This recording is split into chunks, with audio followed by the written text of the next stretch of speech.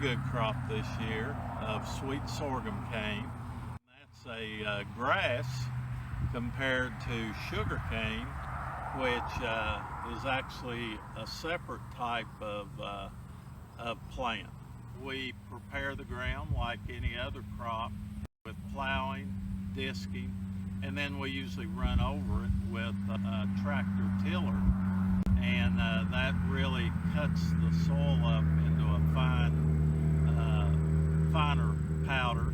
We use on this smaller crop a walk behind or push seeder that we can just push through the prepared ground.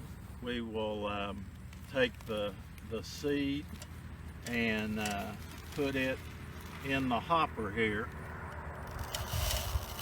and we have a disc in there with small cups in it that picks the seed up, and as we push it through the ground making a small furrow, it'll drop 1 or 2 seeds the way we have it set up about every foot. The rest of the apparatus covers it up, tamps the ground lightly, and it takes 120 days for it to grow from germination to maturity.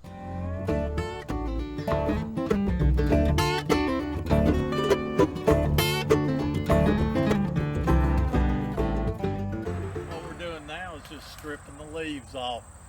We don't necessarily have to do that, but it does help keep things clean around the mill if nothing else. And when these leaves go through the mill, they carry away a little juice. It's minimal, we think, but it's just part of kind of cleaning it up. Of course, here's the seed head, and the seeds are just starting to turn brown, but what we like to see is kind of a doughy substance in the center of them. I don't know if you can squeeze it between your fingers and see. Last week it was a milky consistency. There was juice running out, and well, there's some of the doughy substance in the center, and that whitish substance there. So that's when it shows us it's about the optimum time to harvest it. We've got several of us out here just cutting, stripping the leaves off. Some people don't strip it off. It's one of the more work-intensive parts of raising cane. It just makes it a little nicer working with, and if we have enough folks helping us, which we always encourage volunteers to come out and get involved. So we've got a good group in our tractor association, and we just leave the leaves on the ground, turn them back under, because that has a lot of the nutrients. The other day I was looking at it, and see the juice come out there when I broke it, and it tastes pretty good. So you know, that's a nice size piece of cane to work with. Your mill doesn't get jammed up. Haven't seen any problem with the aphids. So of course we sprayed the crop once. You know, when we can squeeze juice out of it like that, that's a pretty good sign. And that's ideally when we would like to harvest it. The cane juice tends to be at its highest sugar content at that time.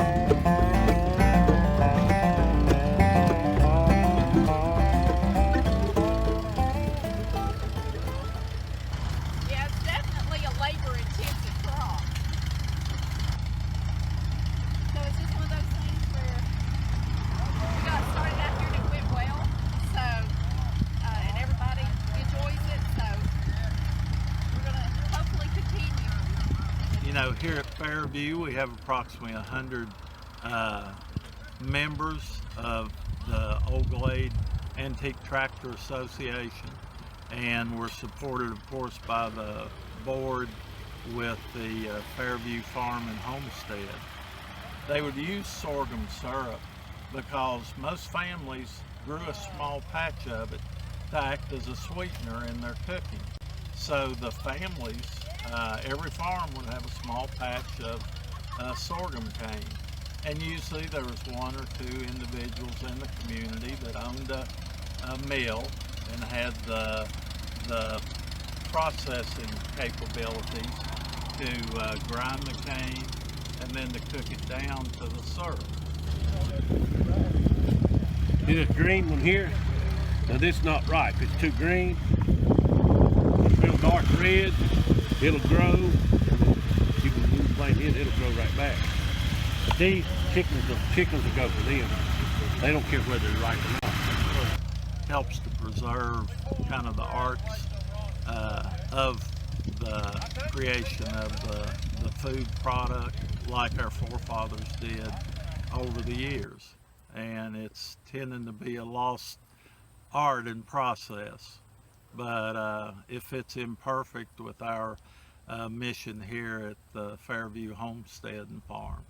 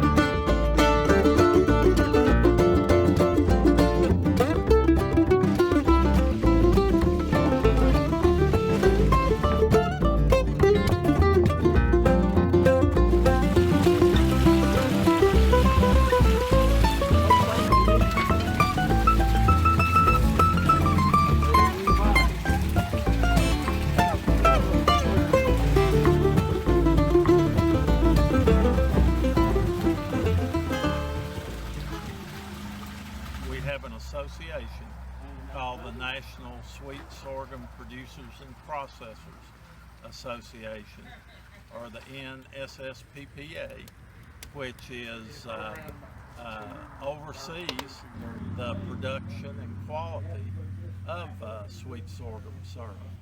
If you see our logo on a container of sorghum syrup, it guarantees that it's pure sweet sorghum syrup with no additives.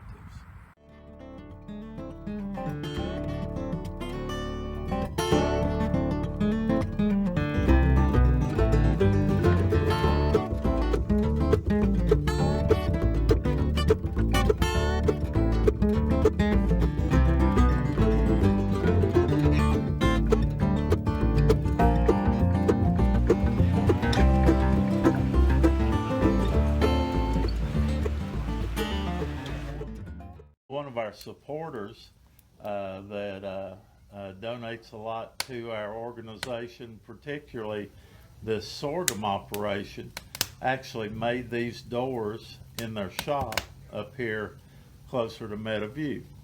Once we get the fire going, we can close it up, and then we can adjust the venting to it to get the temperature right to help boil the juice. And the liquid is cooked down about half the volume that we had. We've been constantly skimming the impurities off, and you can see now compared to the initial